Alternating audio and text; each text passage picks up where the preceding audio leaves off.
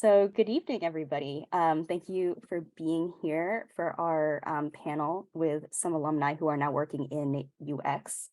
So I'm just gonna dive right in and give like brief introductions, and then we'll go into questions. And I'll just ask each of you to respond to the question, and then we'll move on to the next round of questions. So Leslie Lai is a senior UX researcher at Google, and she received her PhD in cognitive science from Brown. Kim Lewis is a senior UX researcher at Capital One, and she received her PhD in anthropology from Brown. Michael Marcusa is a UX research manager at Meta, and he received his PhD in political science. And Liam McGranahan is a senior UX design manager at Cambia Health Solutions, and he received his PhD in ethnomusicology from Brown. So welcome to our four panelists. Thank you so much for being with us tonight. And yeah, I'll just go right into the questions, I guess. So for our first question, could you just share a little bit about your journey into UX from academia once you've graduated, and including any challenges or struggles you had, any positive experiences? So I guess the order I have you all on my screen is the order we can just go in. So I have Kim, then Mike, then Leslie, then Liam. So yeah, feel free to take it away. Sure. Hi, everyone. So I finished my PhD in 2019 in anthropology. And right when I finished up my PhD, I was like, I never entered the academic job market. So I had like the benefit of like some prior self-knowledge to be like, I don't want an academic career. So I was kind of actively searching and exploring really in my last year or two of finishing up the dissertation. And during that time, I decided, okay, I'm going to do some sort of applied research, or I'll continue working in higher ed in an administrative capacity. And I actually applied for positions in both kind of lines, like they're sort of really different things. I just sort of threw everything to the wall. And the first position that I got out of my PhD was actually a fellowship advising position at the University of Richmond here in Richmond, Virginia.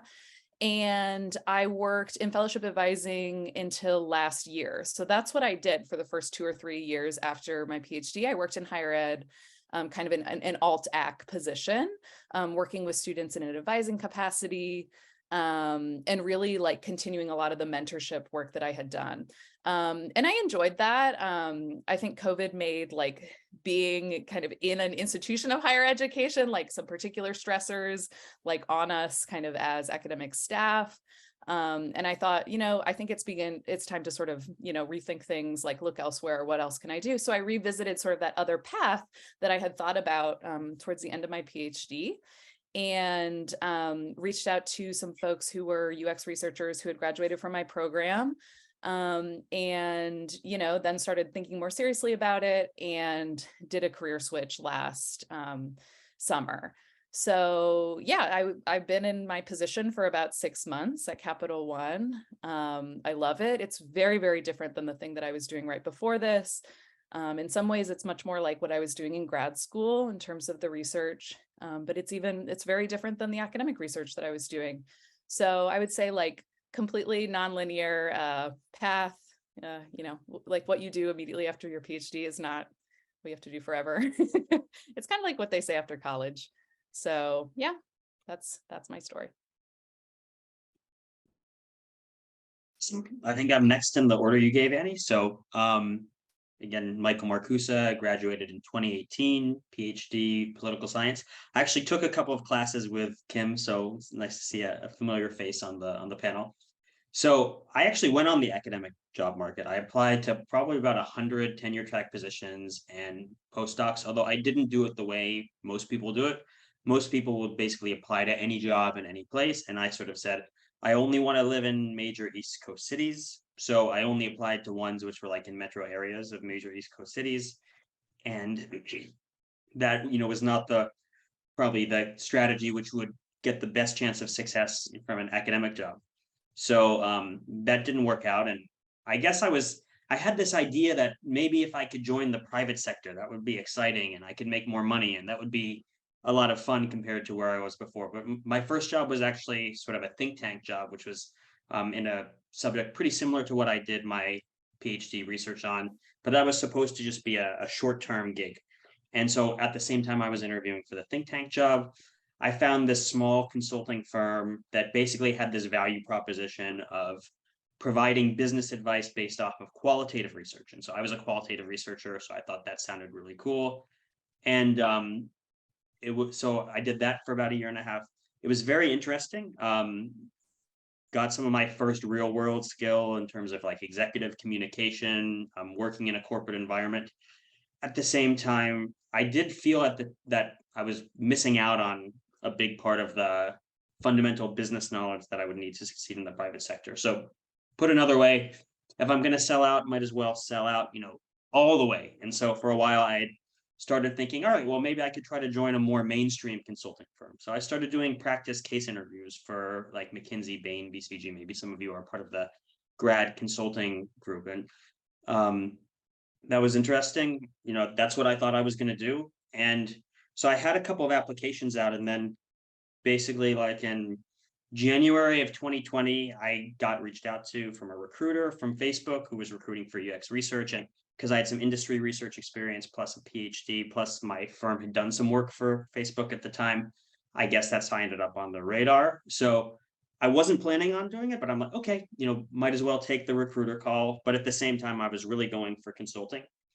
And then by March of 2020, like that was when my consulting interviews were scheduled. And the main one I was looking forward to actually got canceled because of the pandemic. The Facebook interview went through. And that's how I ended up. But it's been a lot of fun. It's been a great journey over the last 2.5 years, first as an independent contributor, then as a manager. So look forward to talking more. Maybe I'll move over to, I think, is it Liam who's next or Leslie? Leslie. It might have been me, but okay. Hi, everyone. I'm Leslie, and I graduated also 19, like Kim, in the CLIPS department, so cognitive science. My route was purely for practical reasons. I got pregnant last year of my PhD, so location was basically tied down. We wanted to be where the family is. And to Mike's point, academia option becomes very limited in terms of where I can apply. And this was actually before I graduated, so last year of my PhD. So I was then applying to internships because I really didn't have any industry experience, and got to become an intern at Google at the time. And I actually didn't know what UX research is. The role was in the research organization of Google. They happened to be doing some project that's relevant to my dissertation. And so I had a great summer in Seattle and was like, this is great. It's a lot more fun when kind of for the first time I see my research can be used in applied settings. That was very exciting. Sorry, my kids screaming. And so I kind of just like, okay, that was enough. And I was kind of just make the switch going to industry. But my first lesson learned about industry is headcounts fell apart when I, after my internship, returned to Brown and finished my dissertation. So by the time I was ready to join, the offer they gave me still there, but they asked me to join a different team. So I joined Google Cloud, which I knew nothing about. It was enterprise products. I felt like I wasn't like, I was learning a lot, but I wasn't doing kind of anything that I was trained for. And so I hopped around quite a bit at Google, and now I'm back on the machine learning part of the company. And so now it's become relevant again. So I guess like my lesson learned is like industry means a lot of things. UX research also, your day-to-day varies quite a bit depending on the product area and the company you're at. And so that's something I definitely didn't realize when I kind of just jumped. And yeah, happy to talk any of that in more detail. Liam. Hi, everybody. I'm Liam McGranahan. I graduated with my PhD in 2010, so I'm like a decade older than everybody, apparently. And yeah, I Kim mentioned like having the benefit of some personal reflection and knowing that she didn't want to go into academia. I did not do any personal reflection at any point in graduate school, as far as I can tell. So I just sort of like pretended that I would get a tenure track job. And even though everyone else graduating wasn't getting any jobs at all, I was like, well, I mean, I will. So I applied to every job in the country and I didn't get any of them. By the way, I mean, in ethnomusicology, every job in the country is like 8 jobs.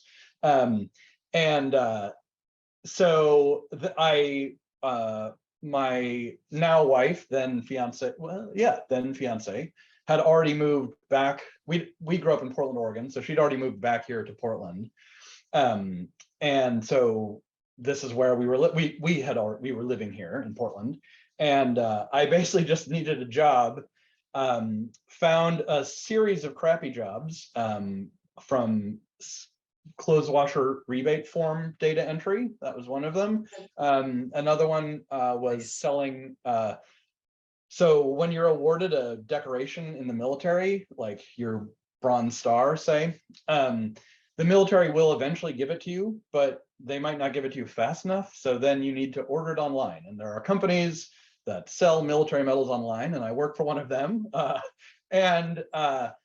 Found myself eventually doing digital marketing there. So like their Google ads and whatnot, which was super exciting work.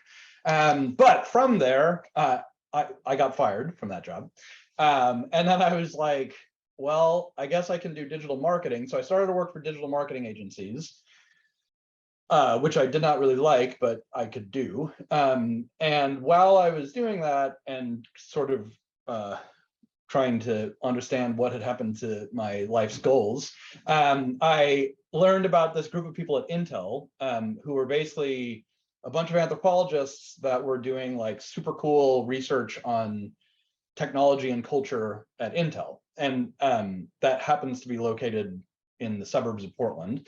So I essentially just got in touch with as many of them as I possibly could and set up a bunch of informational interviews.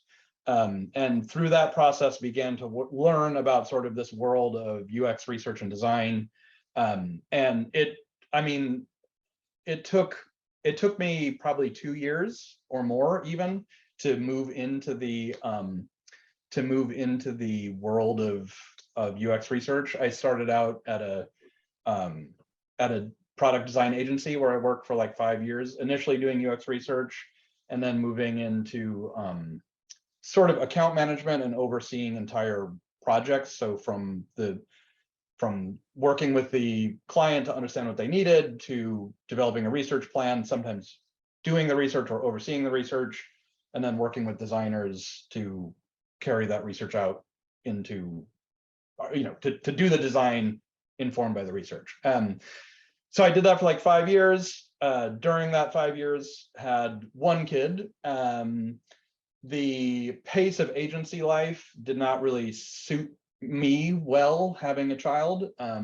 It was a lot of nights and weekends, and I didn't want to do that. So started looking to go in-house, and got a job for a company called Cambia Health Solutions, which is effectively just a private health insurance company. At the time, they were trying to sort of launch a consumer-facing non-health insurance related healthcare product, which is actually what I was hired to help with. But that completely failed, not because of me. And so had a second kid during that process. And so that's, now I've moved much more into kind of away from the UX research and design realm and more into sort of internal strategic consulting and facilitating teams. So using things that are all sort of in the world of UX and related to the world of UX, sort of human-centered design and design thinking principles to help teams sort of come together and align on goals and direction. But it's a lot of sort of internal facing work as opposed to in the past where it was largely external facing. So that's it in a nutshell. Great, thank you so much. So we can move on to our next question, which is thinking a bit more broadly about UX. So UX has become increasingly popular among PhD students as a career choice, but it's, I would say, still like relatively new, and not that many people know exactly what it's about. So could you tell us about the specific area or set of responsibilities that you have within UX, and what you like best about it, or what some challenges are, and also possibly like some opportunities you could have once you've entered that field?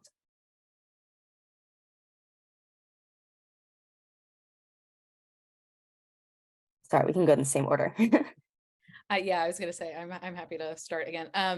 So I am a UX researcher, and I am pretty solely dedicated to research in my position. So there are lots of UX kind of hybrid positions, right, where sort of people might be doing a little bit of design or a little bit of research. But the way that kind of, my team is organized, we have designers, I am a researcher, and we also have a position called UX change management. So we have folks who are solely dedicated to our product launches and helping onboard our products within the Capital One enterprise. I work solely on tech products for Capital One associates. I work entirely on internal facing Capital One products, proprietary products for our associates, and internal associate experiences. This is not a thing that I knew existed. It is totally perfect for me. So in grad school, I was very, I studied higher education. I was very interested in organizational culture. And so really we support we support the organizational culture at Capital One through sort of research with our associates, by making tools that will help them be more productive and do their jobs better. And so my research subjects are entirely my colleagues. I am the stakeholder of my own product. I use my products that I develop, right? It's not, so it's sort of I'm not working on credit cards that somebody else will use. I'm using, I use the stuff that, that we're making. And it's really cool. So that's sort of a different, yeah. So I'm solely doing research. I'm trained as a social scientist. I do almost entirely interview studies, and kind of usability testing. Usability sounds really scary. It's really not. It's not scary. Once you start doing it, it's quite easy to pick up. So take a quick LinkedIn course, but don't get scared by the I've never done a usability. You will not have done a usability test until you probably get in a UX position. I didn't, but I think sort of the core methods that I was trained in, mostly qualitative interviewing and surveys. That's really what I'm using on a day-to-day, most, and then with some other sort of cooler, more specialized UX methods thrown in there. But really the core of what I was trained in as a qualitative social scientist are things that I'm drawing on. So yeah, and then just thinking through what's the question here? How do I answer that question, right? Sort of trying to get my mind around it. So I know there's lots of jargon in UX. It's really what put me off of the field initially. I had to have lots of cheerleading and coaching from the sidelines from people who were within, being don't be scared. Cross-functional literally just doesn't mean, it's just don't be scared. It just means interdisciplinary. That's all it means, right? So doing the sort of translational work can feel really hard and intimidating, but what I do is research. What I do is research on tech products, but it's not, it's with people. So it's not that different. So I just hope, I hope to sort of lower the bar and demystify a little bit. And I'm happy to do that in any follow-up questions or combos to come out of this. Thanks, Kim. So actually, interestingly enough, I'm in sort of a similar type of UX area, and that I also work on, I serve several internal product teams in Meta, and we're basically the part of the company which is helping to shift the way the company governs its use of user data and its internal privacy practices. So it's actually a very sensitive area, particularly with Meta, has been in the news, for this issue for several years. And I started off as an independent contributor. So there was a period where I was doing the research, and now I'm managing the research. So let me speak briefly about both of those. So quite similar to what Kim said in that we work with internal employees. Often a lot of transferable knowledge from the PhD. So I have a PhD in anthropology on my team. I have a PhD in educational psychology. So a lot of people with similar backgrounds to what you might find at the Brown grad school. A lot of conversations, interviews, a lot of, in some ways, I would actually think this is one of the most purely ethnographic roles I've seen in UX, and that you really get to kind of embed in an area, kind of enculturate, like in our area, we try to understand a lot of how engineers think or how lawyers think. And so being able to really feel what it's like to work in that role and the incentives faced by that role, that's a big part of what we do. Now, as a manager, I'm not really doing the research. So I'm sitting as the research representative on a committee that includes an engineering director, a director of product, and I'm helping to steer the organization, guide the organization with more of a human-centered perspective. I also have a team, and so I'm a people manager of the team. So if you think about, it's very different than the PhD advisor-advisee relationship. I think it's actually a much nicer relationship than, and frankly, less prone to toxicity than the advisor-advisee relationship. And that's been a really rewarding part of my job, getting to work with people, help them craft a story of who they want to be professionally, how they can grow in their careers. I guess one sort of final thing is I found the skills from grad school super transferable to both roles. And I know that in UX, there's a lot of talk about the methods, a lot of jargon, as Kim was just talking about. I actually think some of the skills which are most transferable are the intangible skills you get in a PhD. So whether it's organic chemistry or ethnomusicology, anyone who's been through a PhD program is going to be really good at putting together a very solid logic-based argument. And they'll also be really solid about being able to either tweak that argument based off of challenges. So, like a feedback growth mindset, or, being able to take tough questions about ideas. And I think that in many ways, that's the core skill to success in any industry, and certainly in this one. So I would say that it may look like what UX people are doing is far from what you're doing, but even now, working on dissertations, coursework, you're honing a lot of the core skills, which are going to be useful later. All right, Leslie.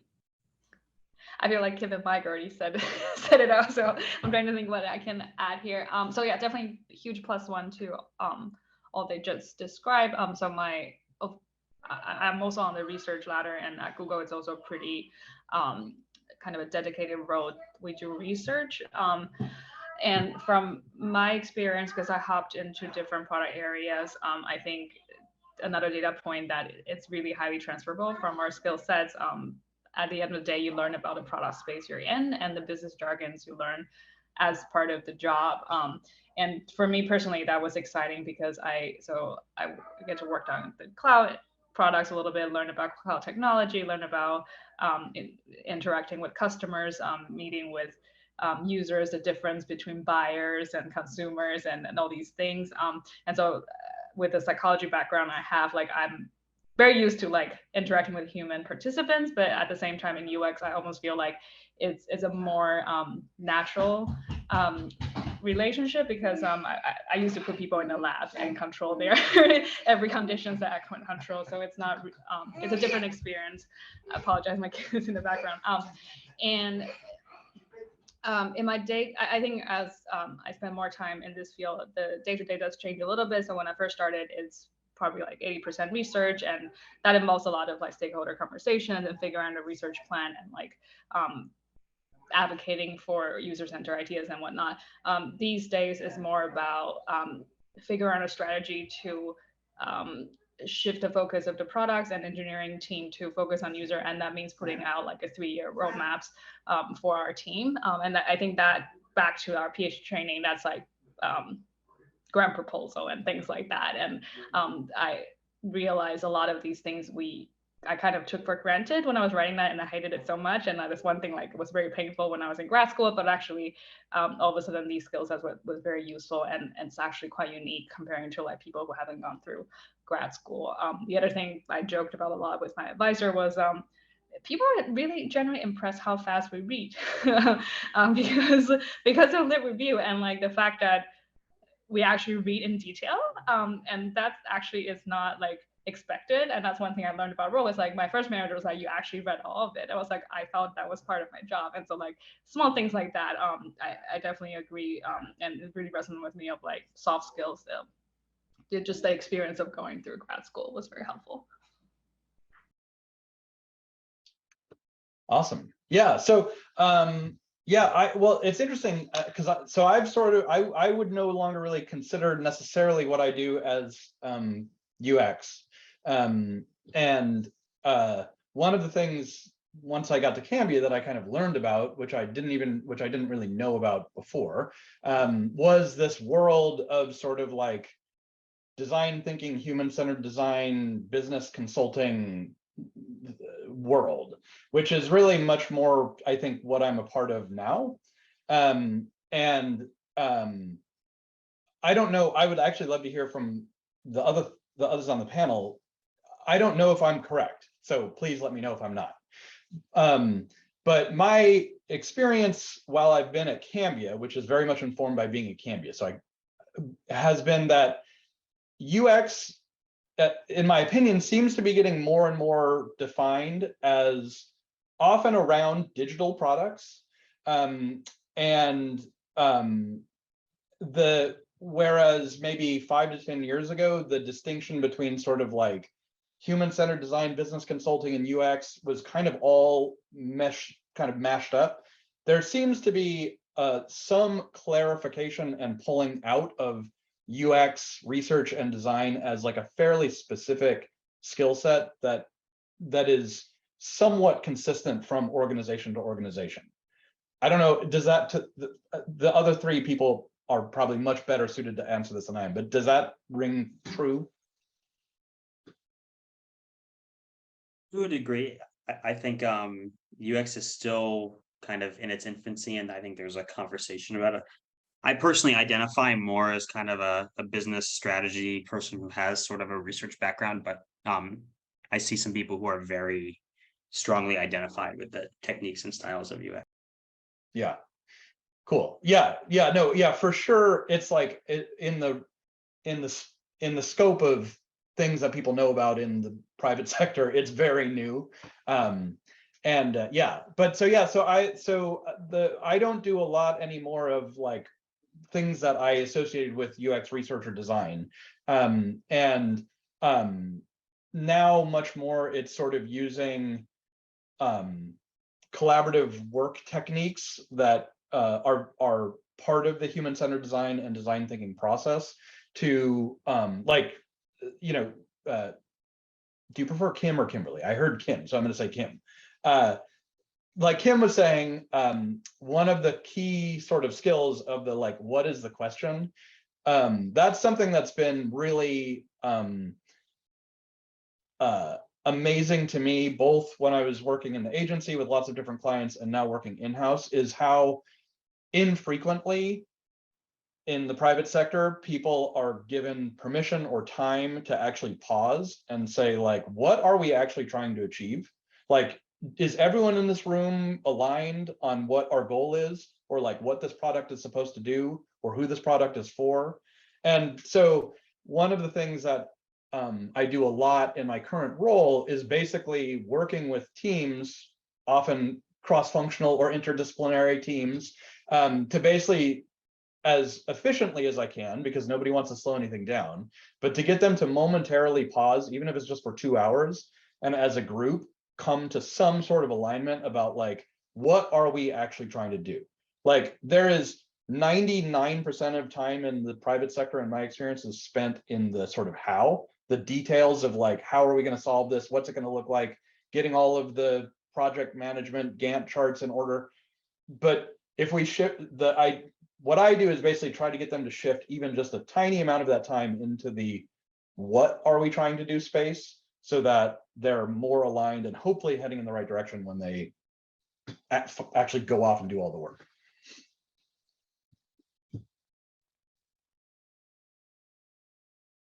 Okay, thank you. So this is actually going to be our final question and then we can open it up to the students who are here. So feel free to either put any questions into the chat, or if you would like to unmute yourself and ask the question, you are welcome to do so.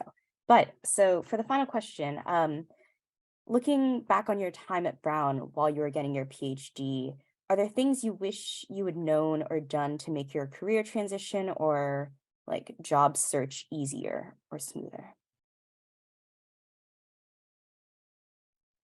Yeah, definitely. If I had known that I was eventually going to want to like make more money and like, like have a like, I also have a young kid, like have a job that ends at, you know what I mean? That like hard ends at 4:30 and like all of that, like I would have identified earlier that like actually UX research is like, is a very good fit for me, right? And especially in an enterprise, like in-house, as they call it, setting, right, where we sort of, we follow like, Capital One is we're a bank, so like there's a bank schedule, and that's when everybody works, and like if I had sort of been able to predict that, I would have like, maybe gotten an internship one of those summers that I was just sort of languishing in like the end of dissertation land, right? Like there are UX research internships available.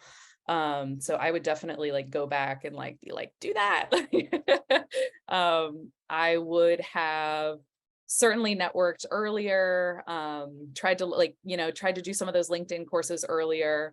But I think like, hindsight is 2020, and like whatever you're able to do outside, because like I remember so acutely what the end of the PhD in particular is like, which is like, it's terrible. It's just like, it's so hard to get past the finish line. And so like and it's like lots of pressure from advisor and from like, like how am I going to have an income in 6 months and like all of that, like hindsight is 2020, but like whatever small thing that you can do to like take a step in the direction of, of applying your work in whatever way that you think, may make sense is worthwhile. Like I remember in my last year of grad school, like I took like, the library offer and like library and like one of the offices on campus just offers like Excel courses, like a 3-hour Tableau workshop. Like I did all of that because like that was what I had to give. Like I didn't have this clear vision, but what I could do was just like go to all of those things. And so I did. And like I'm actually so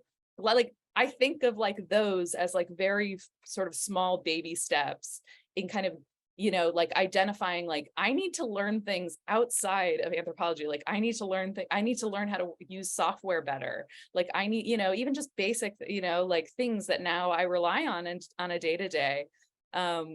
So yeah, like I won't sort of, I don't know, I'm trying to be like sort of like overly preachy about like, this is what everybody should do. Like whatever small thing that you can identify that can help you build a career, and also try to anticipate like what your life will look like in 5 to 10 years. And like my guess is based on like the stories of like several of us sitting in the panel, it might involve having a family and needing to pay for childcare if it doesn't already involve that.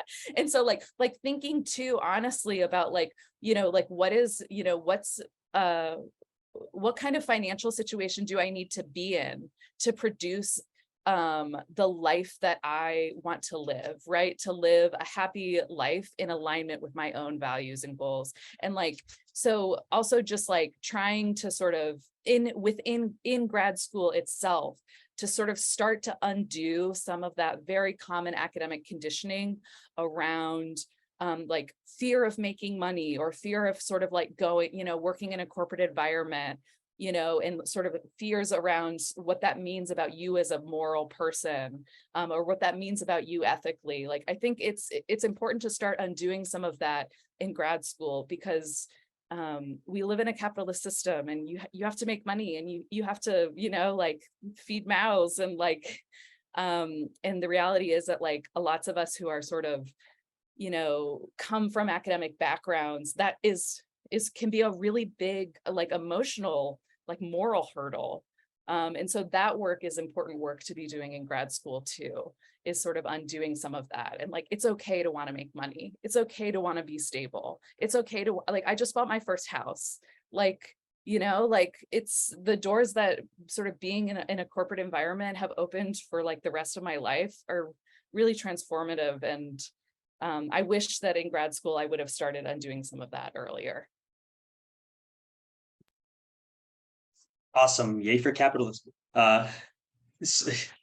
So let me sort of answer in a slightly different style, and then I'll give some very practical stuff at the end. I think when you're in grad school, you have a very strong identity that's tied up with your research.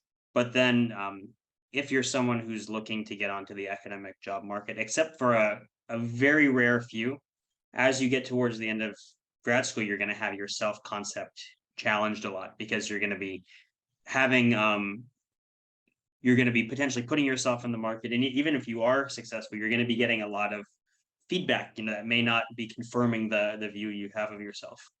Also, like I had a pretty good relationship with my advisor, actually. So, I think I was lucky in that regard. But, I've heard a lot of stories where, as things get to the end, the advisor relationship gets kind of tense. And so I think a lot of people end grad school kind of with a lot of doubts about their values, some self-esteem issues. And so I think had I known, like how many options there were, I think I would have maybe not suffered as much, as I went through that.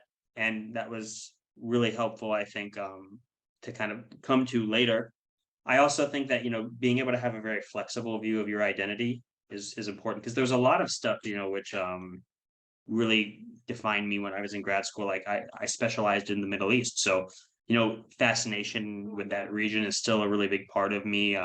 My wife happens to be from that region, so that definitely helped. But a lot of the things you love about yourself can continue. So it's not really a change, it's more of an evolution. So a couple of very tangible things that would have helped me.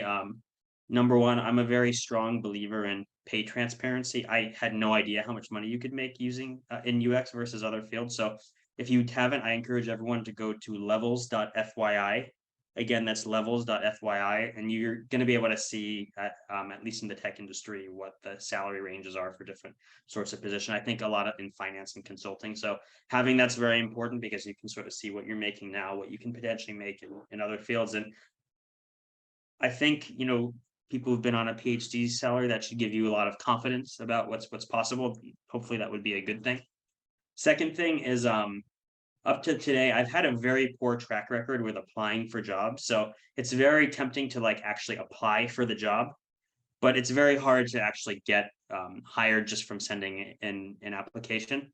So instead, the way you get hired is you get something called a referral. That's basically someone at the company puts your name like into a closed database, and then you get invited to apply. And most large companies have this. And that way, what I would say is, instead of applying for jobs, maybe look at jobs and try to find some people at the companies that have jobs that you want to work at. And then you can, you may have to send a few, but I had about a 20% success rate on cold reach outs to people on LinkedIn. So, okay, if you do like 4 or 5, don't get discouraged. Sometimes it takes 10, but usually like those cold reach outs, some of them will want to talk to you. And if they can, most of them I found they offered a referral. At Meta, you can actually get bonuses for referrals. Now, we're not hiring a ton these days, but that's just a really good practical tip. And maybe we can talk during the Q&A about how to do that. Leslie.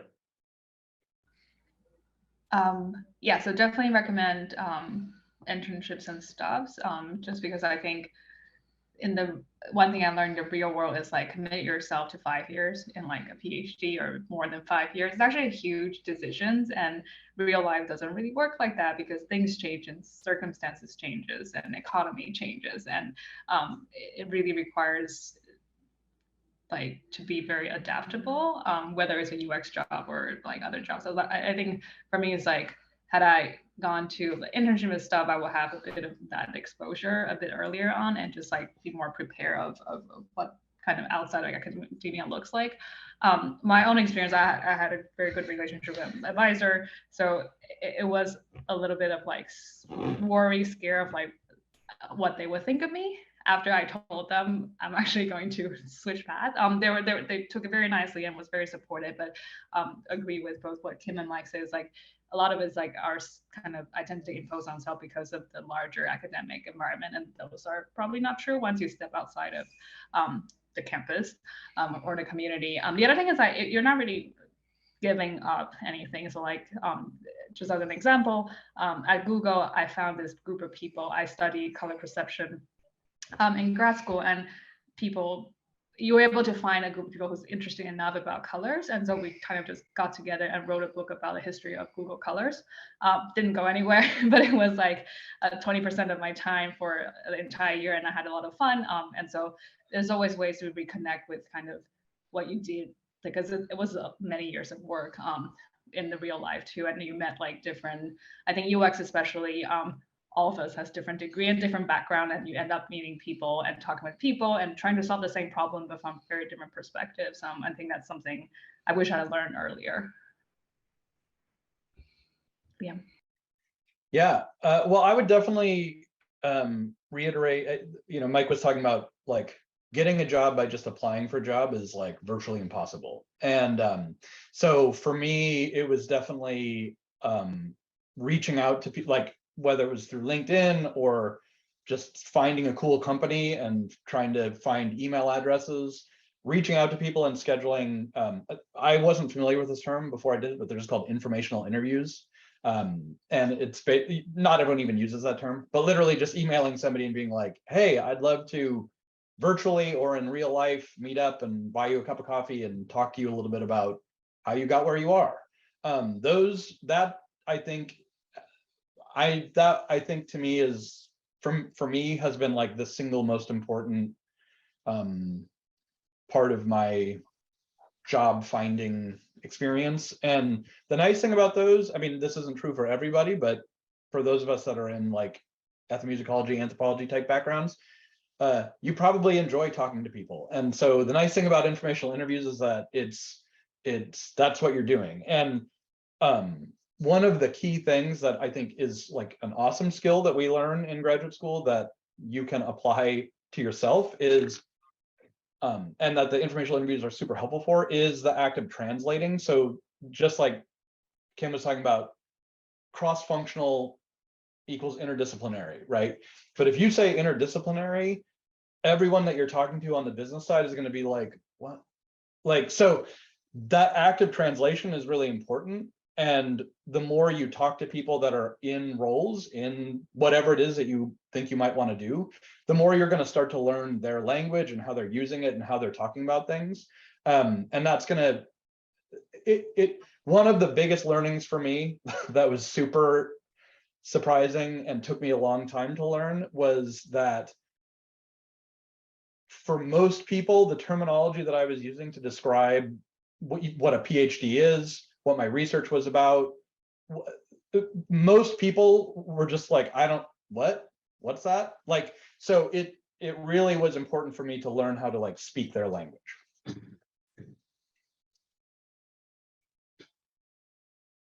Great. Thank you all so much for sharing your experiences and your wisdom. So I guess we can just open it up to see if there are any questions. Okay, we have a question already. Feel free to go for it. Hi, my name is Lise. Thank you all for taking the time to talk to us. I had two questions actually.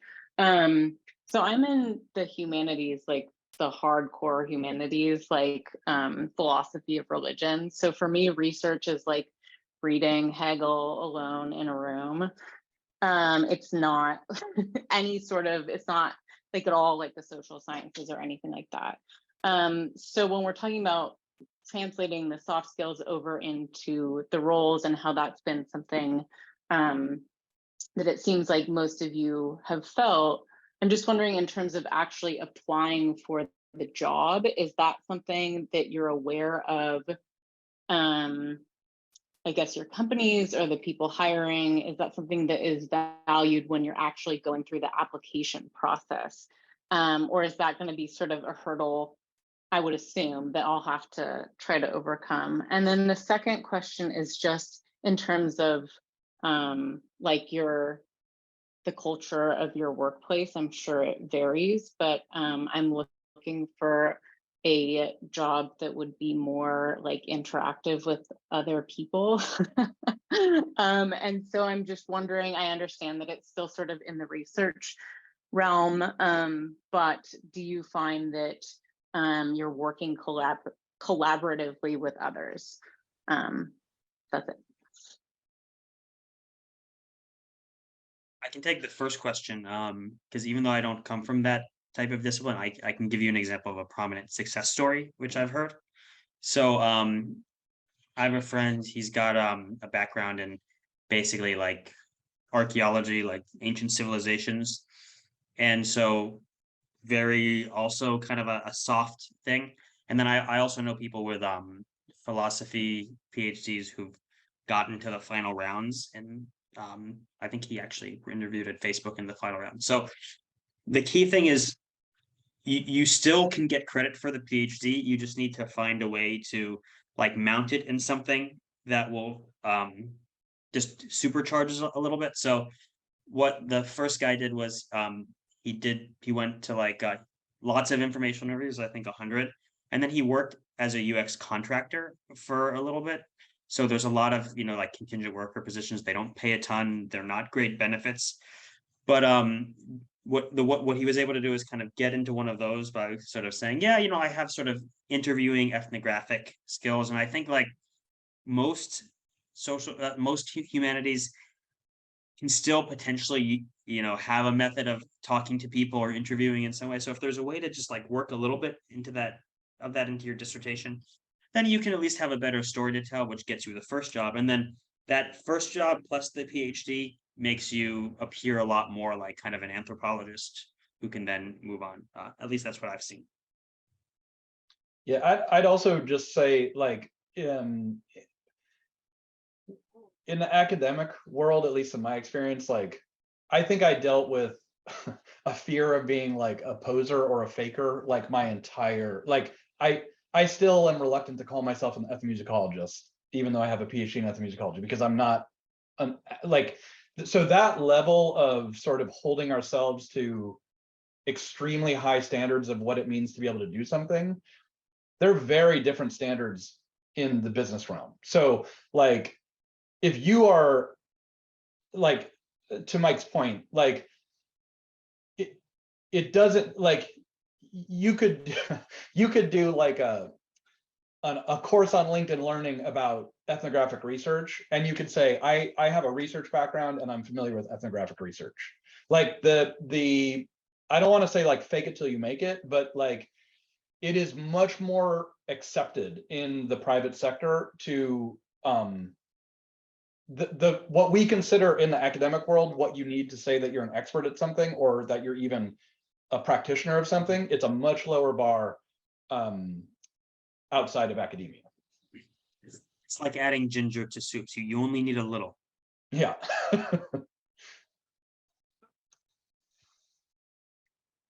Oh, I'll also say really quickly on the collaboration thing. I mean, in my experience, something that's awesome about UX research and design and design strategy is an extremely collaborative field with all sorts of different people. You're going to be working with users, internal stakeholders, designers, researchers, developers, a whole gamut of people. And one thing that's cool, not just, I mean, you see it on this panel, but just in general, it tends to attract pretty curious people with diverse backgrounds. And I would say most of the people I've worked with in this field are people that I've really enjoyed working with. Yeah, and just really quick to add of like the imposter syndrome and the nature of the job. The reality is everything is about sale pitching and storytelling, from resume to your work to the research I do. It doesn't matter. It doesn't matter the quality of the research per se. Like if I can sell it, stakeholder is not going to get buy-in, and that means wasted work. And so I think it's very different. Yes, different bar, but also they're just looking for something different fundamentally, I think.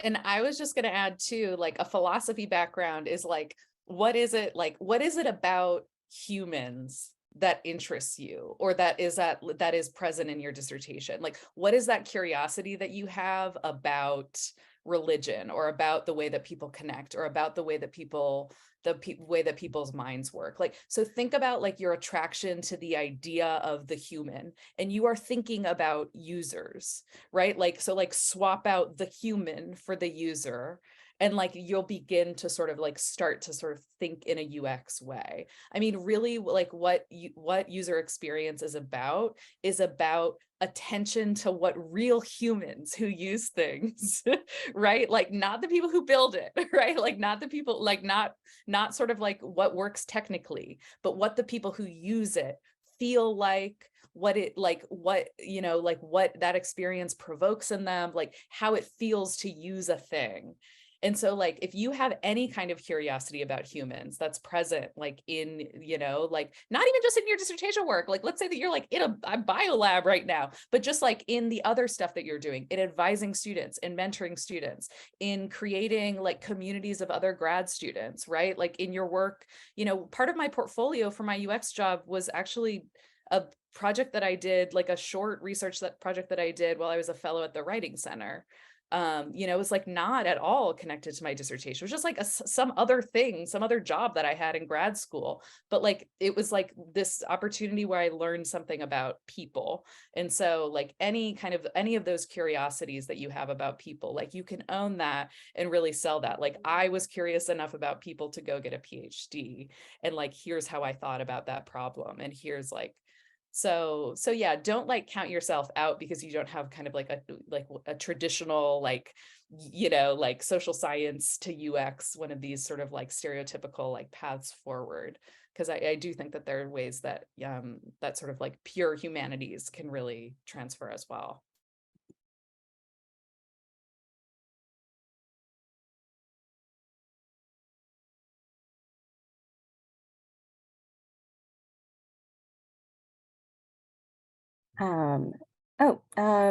Yeah, if you would like to ask your question, feel free to unmute yourself. Hi.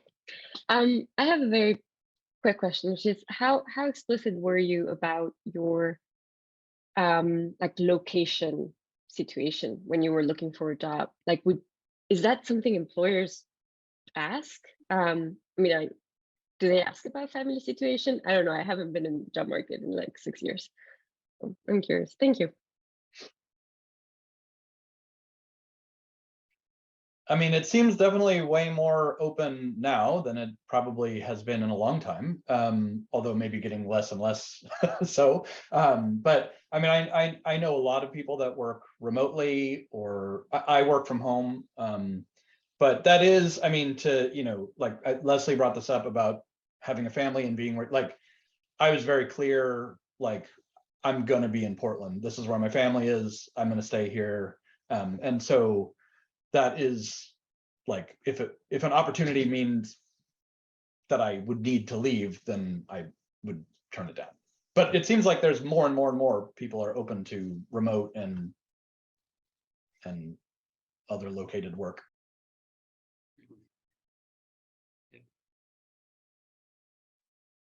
I would say like, if it's important to them, they'll ask. My impulse is to just apply. Like, I think that a lot more places are like, I don't know, like there's quite a lot of disconnect between like what's posted in job ads and then what you learn from the recruiter in the interview process, and like, or, you know, or what their expectations are. And so like, certainly like don't lie, like, you know, tell them where you are located. But you know, I think more and more just like flexible and remote work is a standard, or at least hybrid. At least, I don't know, at least kind of where I'm situated. So I also feel like it's negotiable, but wait until you get to the offer stage and negotiate the hell of it, if that's important to you. Yeah, but don't constrain yourself in your search. And take a bath. That's also good advice.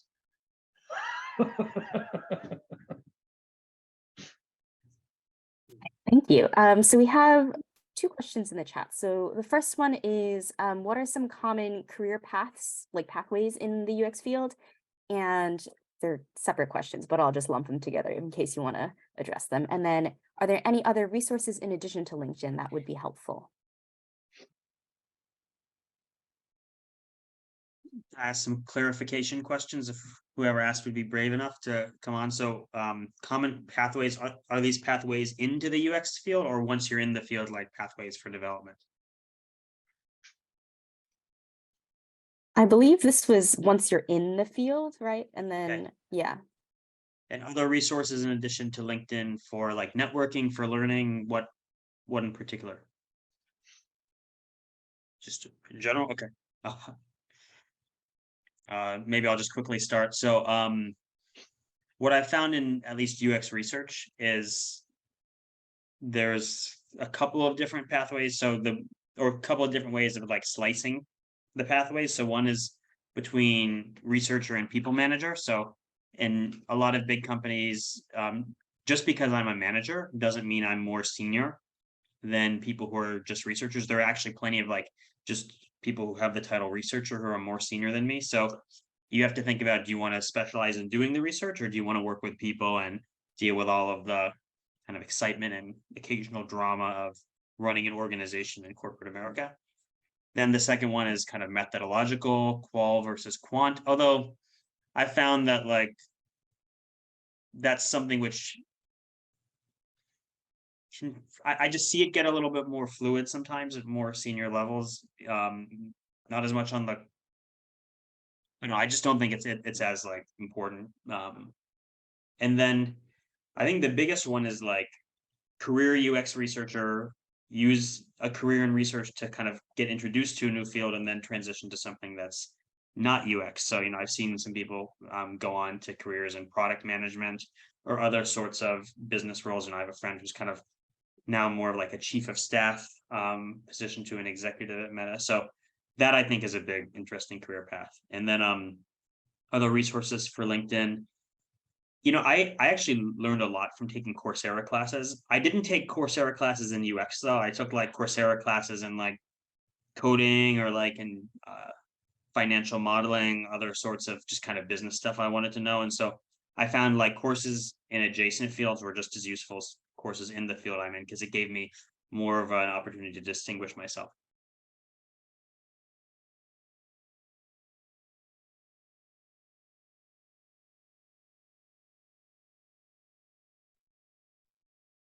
I was going to add, like, there's lots of UX research conferences, like literally just like Google UX research conferences, and some of them are free to attend, or, especially the ones that are like hosted by like D-Scout or like some of the platforms, because they'll be promoting their like UX research tools. So they'll make their conference free. And like I've met lots of students at kind of forums like that.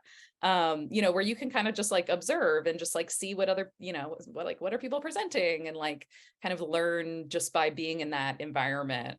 So look for conferences, look for UX research blogs, like look for just like who has a lot of followers on LinkedIn, and then just like follow the trails of their articles, right? Like what articles are they posting to, where are those coming from, and just try to sort of like read, right? Like UX it's a discipline, like much like philosophy or anthropology, or like wherever it is that you're coming from. Treat it like a discipline, right? And they have disciplinary workshops, conferences, publications, all of that. Like it's still a discipline in its infancy for sure, but like it is cohering around certain practices and like publications. And so I would say just like be the researchers that you are and go out and find those and read them and like learn, and sort of like learn about this disciplinary framework that's emerging. Because there's more and more stuff out there where you can learn the language and then like have that much more confidence, when you're going into an interview, where you don't feel like you have to like, you know what I mean? Like you're faking it. Like you feel like you can sort of fluidly say like, oh yeah, like I have worked in cross-functional environments before, and here's how, right? Like you can like, it just sort of like flows off the tongue because you've, read it in these articles. So yeah.